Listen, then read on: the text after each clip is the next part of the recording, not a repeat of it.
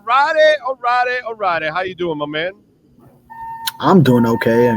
Better than this team right now, but boy, another one like this, just abysmal what we watched. Well, I did like your tweet. What a shit show. Yeah, context needed. I think that in that moment it was like all that crazy officiating at the end with the whatever they were calling. But I mean, yeah, it was just sort of like a grand total. That's your collective tweet in that moment. That's the entire season. It's been a Yeah. shit show.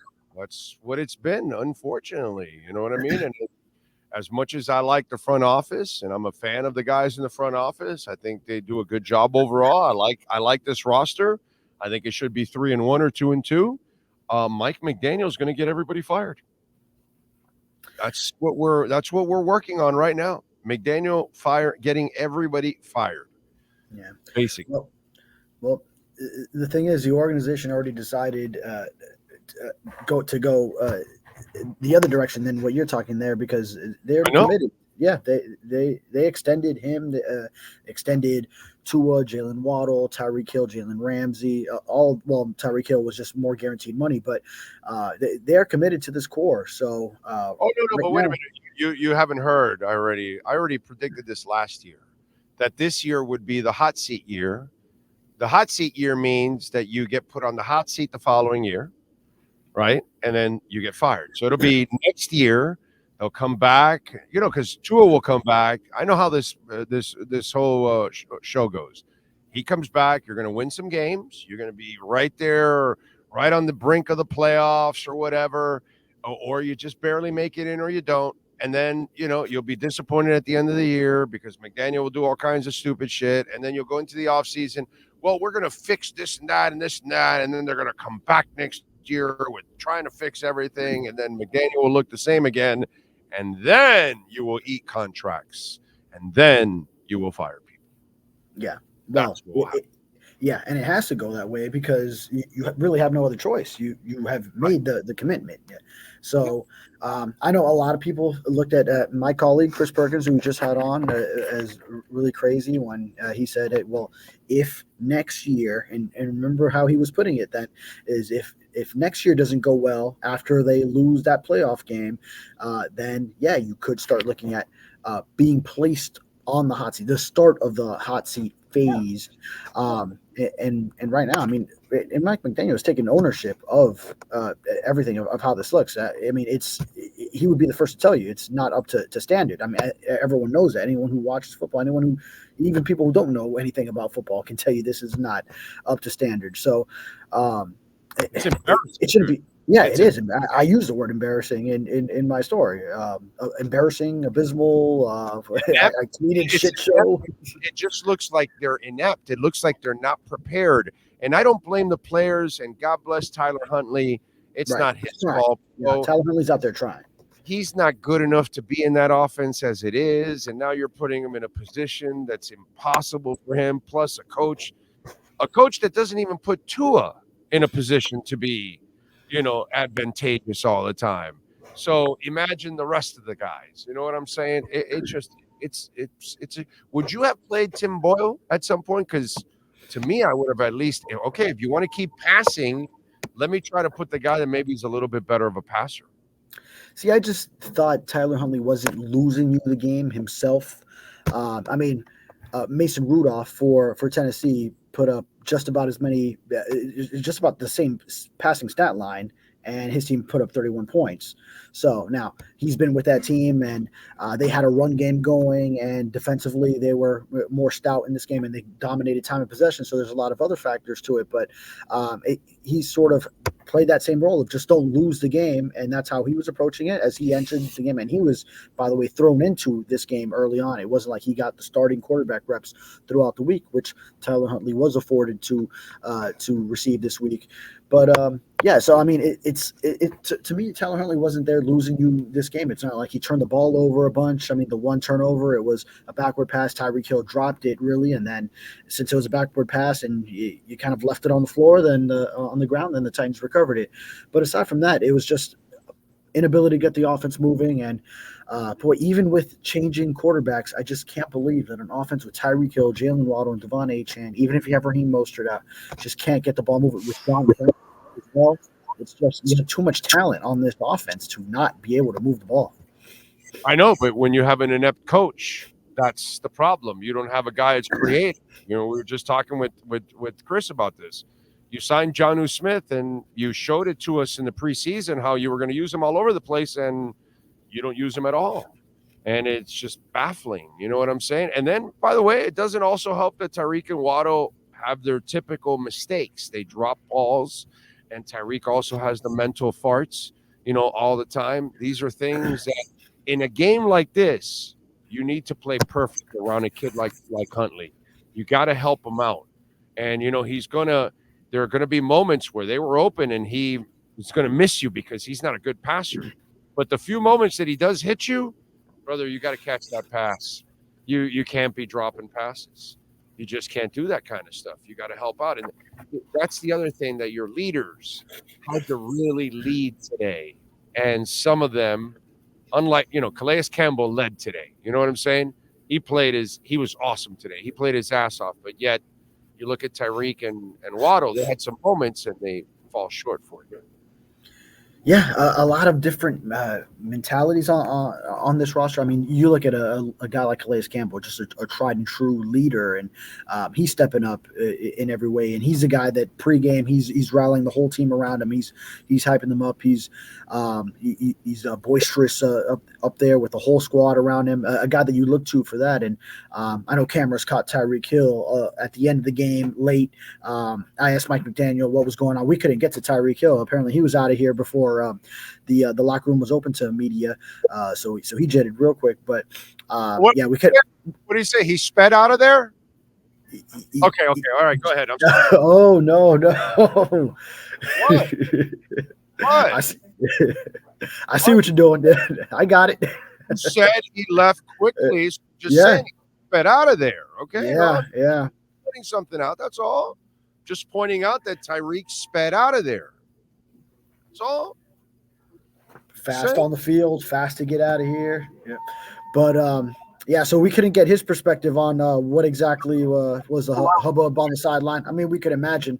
I asked Mike McDaniel about that instant exactly, and he basically just said he expects Tyreek Hill to be upset with the way the offense performed, and he called him a leader in this case to voice his opinion, but. He makes a crucial drop. Jalen Waddle with one. They weren't helping out Tyler Huntley. Huntley had a chance to hit Tyreek deep, and that comes from not having chemistry. Just he didn't lay the ball out there as far as he could.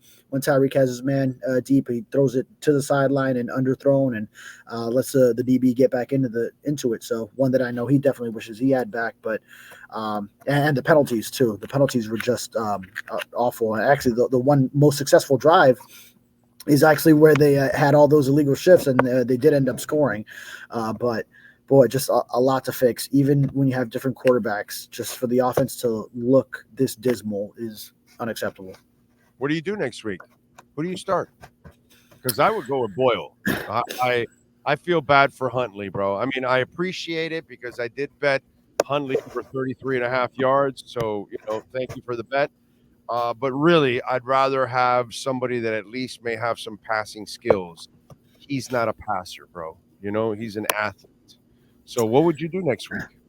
If you break down these last two games and all the quarterback performances you have had, then Tim Boyle's stint as the backup that got thrown in for like a quarter and a half in Seattle, that might be the most successful run of quarterback play that you've had.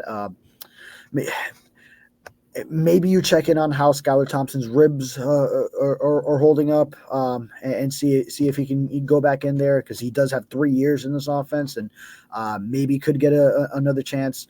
But Tim Boyle, when he came in Seattle late in that game, that was really the best this offense looked since Tua has gone down. So that could be the option. Of course, then if you're changing quarterbacks 3 different backups over 3 weeks, then that's a whole nother problem to have to just swap guys in and out. It just screams uncertainty, in decisions and indecision as well as you just continue to flip flop in decision making. But yeah, I mean, maybe check out on Thompson's ribs. Maybe you see if Huntley getting a game rep could come. I know you don't like that that option, Thompson, and I don't. I would But never. there's not many options right now. I would cut him once he gets healthy. Once Tua comes back, I'm cutting Thompson. Is what I'm doing. I'm using Huntley as a wildcat guy, and then I'll use Boyle as my backup. That's what I would do with Thompson. I would cut him once Tua comes back. I would never play Skylar Thompson ever again. He cannot play in this league. He does not belong anywhere in this league. I saw that already on the field. He was afraid to play the game. That was sad. I just wonder though how his start would go differently if he was in this environment at home on Monday night, whatever, but against the Titans at home, as opposed to playing in one of the most hostile environments in Seattle. I just wonder how differently the start would have gone for him. It's just the thought that still lingers in my mind. If he's healthy. Yeah, now the team would have to be going back on the road again, but I'm gonna see Gillette Stadium with Jacoby Brissett as quarterback, and I'm gonna see the fans getting that rowdy over there. Seattle is just a whole different environment as far as hostility. So I always went into that week sort of like it's not going to be fair to overjudge him off of this start, but obviously then I also did want to move off of him once you did see that offensive performance. Yeah. I mean, it's just I personally would go with Tim Boyle and use Huntley as a wildcat guy to kind of offset it. That's what I would do. I would use the two guy is what I would do for now until Tua gets back. And it looked like Tua will be back. What is it, after the bye week, right? That's when he would come back, or after bye week. Then he's still got one more after that, so it's not until that week 8 game against Arizona. Against Arizona, yeah, because he's 4 games out on IR, so he's already got 2 down. At New England next, the bye, and then at Indianapolis, he's still got to sit out. Oh, and you know what it is? They may lose to a jabroni next week. They're going to lose to a jabroni. I mean, that's bad, bro. A jabroni. I would not have predicted that as a loss, but I mean, you just lost to these Titans at home that were previously winless with their quarterback going down and Mason Rudolph entering the game. This team can't stop the run. That's another thing. If it doesn't matter if you're facing a backup quarterback or any poor quarterback on the other side, if you can't stop the run, then they're just going to keep pounding you and then dominating time of possession. And then your offense, even if you don't, Tyler Huntley didn't even throw an interception in this game, but then that offense just never gets going. Yeah, no. They lost to a reindeer today. How about the Dolphins defense? Third down conversion, 23.8%, number one in the NFL. That's the Dolphins defensively? Yeah. Are they on third down conversions, number one in the NFL, 23.8%. Wow. I was not aware of that stat. Yeah. Omar Kelly put that out. I saw that on Twitter. He just put that out. That the Dolphins are number one going into week 5 of the NFL season on third down conversions, 23.8. It's if you really look at it, Titans were 2 of 12 in this one, so and they held the Seahawks to a very low figure last year as well. So that makes sense. Yeah, it's just the offense is not. It's just not helping them. Jalen Phillips, what'd you see injury-wise in the locker room? It looked to me, bro, like Achane got worn out in this game, dude. I don't know. But I don't know what you saw in the locker room. Talk to me because I feel bad for Phillips, man. Yeah, only the image that was seen on TV of him walking into the tunnel down toward the locker room. So we just know it's the right knee. Mike McDaniel didn't have much of an update post-game, so the team will find out more tomorrow. We'll talk to Mike McDaniel tomorrow late afternoon, so I'm sure there will be more information then. But, yeah, just right knee, and it's the same side as it was the right Achilles that he rehabbed from. So now different part of the leg, and you could see just non-contact, again, similar way. So I know he was frustrated. And earlier in the game, he had been battling through some stuff I don't know if they showed a replay on TV, but I saw him sort of like when he was limping the first time, he was pointing like if like someone went into the knee initially, that sort of caused some of whatever he was feeling, and then just the compounding effect of him trying to keep playing on it ultimately set him up.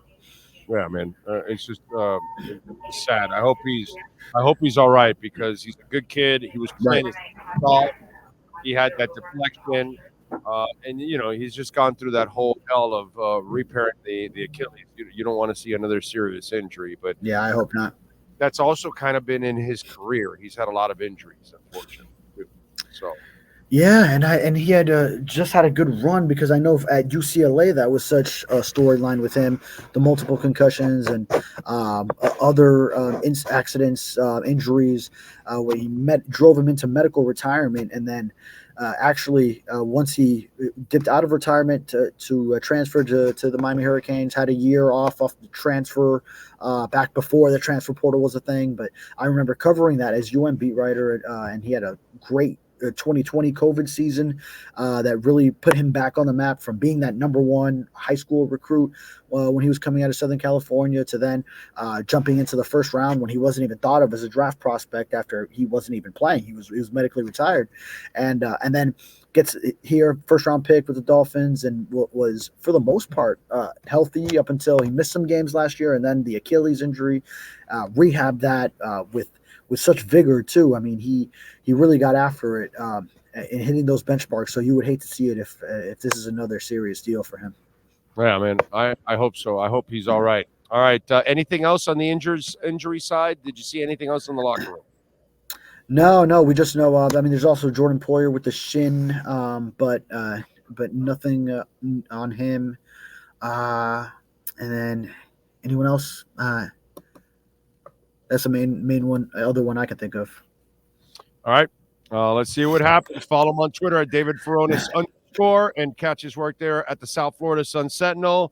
And, of course, call our guys, Welt Rheaume. Even if you don't need any lawyers now, save the phone number right now. Save the cell phone, 954-966-4646. Bankruptcy, homeowner property damage, condo damage, criminal defense, business owner claims, commercial litigation, personal injury.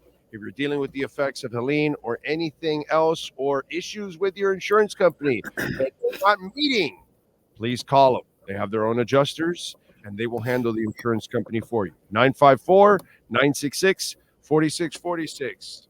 You, sir, we will catch up with you on Friday. Thank you. Have a great night. Sounds good, sir. You got it. The great David Furones. Follow him on Twitter at David Furones _.